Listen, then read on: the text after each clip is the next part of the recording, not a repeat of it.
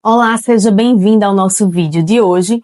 E nessa aula nós vamos aprender algumas técnicas mais usadas para enfrentar dessas situações que a gente falou aí que mantém o ciclo da ansiedade, tá?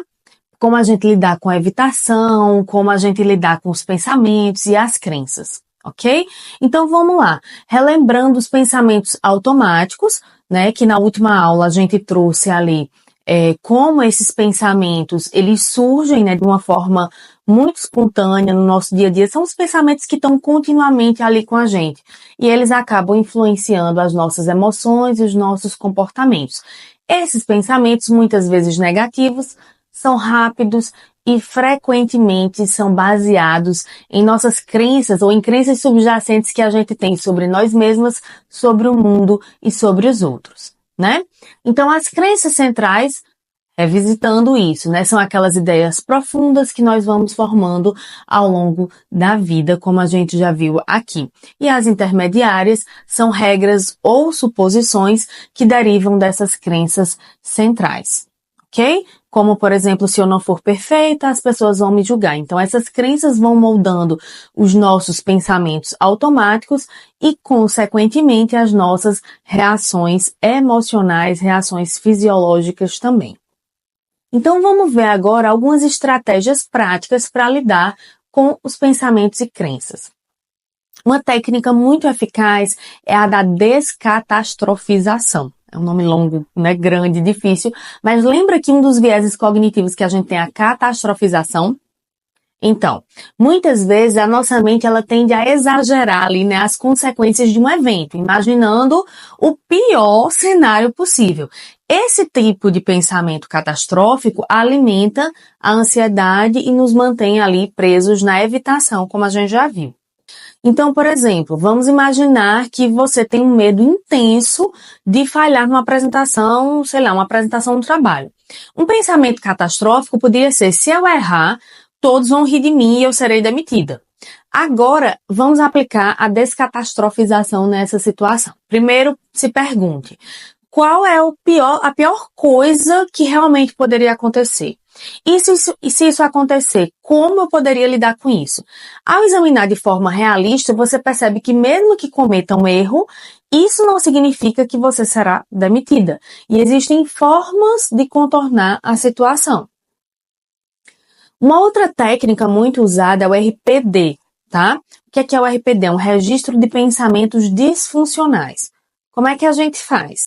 Então, o RPD é uma ferramenta muito usada na TCC, que ela ajuda a gente a identificar e questionar pensamentos automáticos. Ela nos permite colocar nossos pensamentos sob uma nova perspectiva, buscando evidências que apoiem esses pensamentos ou que desmintam esses pensamentos.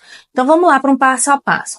Quando você se deparar com um pensamento ansioso, registre ele no seu RPD. Eu vou deixar disponível aqui tá? Escreva o pensamento, a situação em que ele ocorreu, a emoção que você sentiu e avalie a intensidade dessa emoção em uma escala de 0 a 10.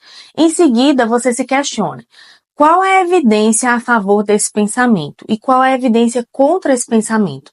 Essa prática ela vai te ajudar a enfraquecer esses pensamentos disfuncionais e a construir crenças mais equilibradas, tá? À medida que você for percebendo. Sempre perceba uma situação. Teve uma situação X, aí veio o pensamento tal, depois a emoção, e aí você vai anotando da forma que eu falei, tá? Um outro exercício muito usado é desafiando as nossas crenças com evidências. Então, a gente vai trabalhar em um exemplo. Digamos que sua crença central seja: eu sou incompetente.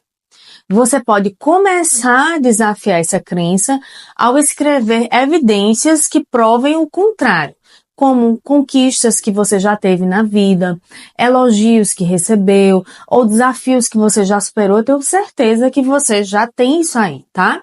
Ao revisitar essas evidências, você começa então a enfraquecer aquela crença negativa tão forte e a construir uma nova percepção sobre si mesma. Uma outra técnica também se chama na verdade, enfrentando a evitação com novos comportamentos.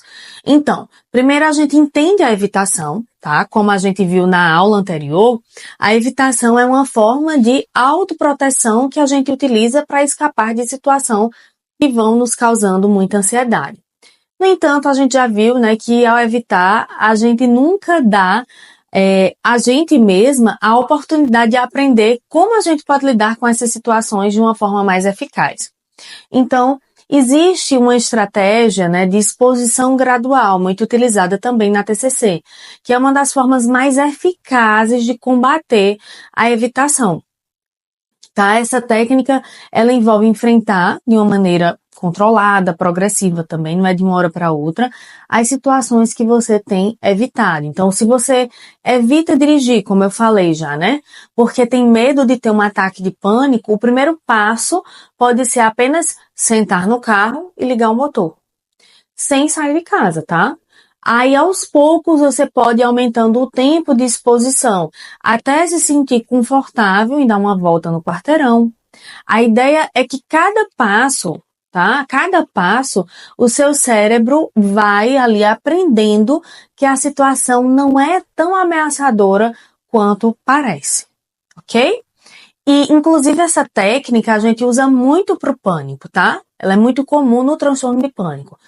E uma outra, né? Como construir uma vida com menos limitações ali. Então, enfrentar a evitação e desafiar suas crenças e pensamentos não é fácil, mas é um caminho muito necessário ali para a gente construir uma vida com menos limitações.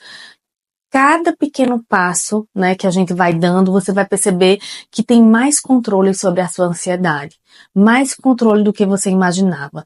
É uma mudança muito gradual, com consistência, que aí a gente vai chegando ali, né, onde a gente deseja, tá? Então, hoje a gente aprendeu, de forma geral, né, várias estratégias práticas para lidar com os pensamentos automáticos e crenças, além de enfrentarmos a evitação. O objetivo, né, que a gente tem aqui é começar pequeno e ser muito gentil com a gente mesmo, tá? Perceba, inclusive, como o seu corpo vai respondendo a tudo isso. Se for possível, se abrace em algum momento que você esteja precisando de um acolhimento.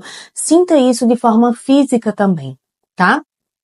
À medida que a gente for construindo novos hábitos, a gente vai tendo uma nova sensação, uma sensação de bem-estar. E então, a gente vai, à medida que a gente for aplicando essas técnicas aí, vocês já vão perceber alguma diferença. Eu vou deixar isso de forma mais clara em outros vídeos e vou deixar também de forma escrita para vocês. Até o próximo.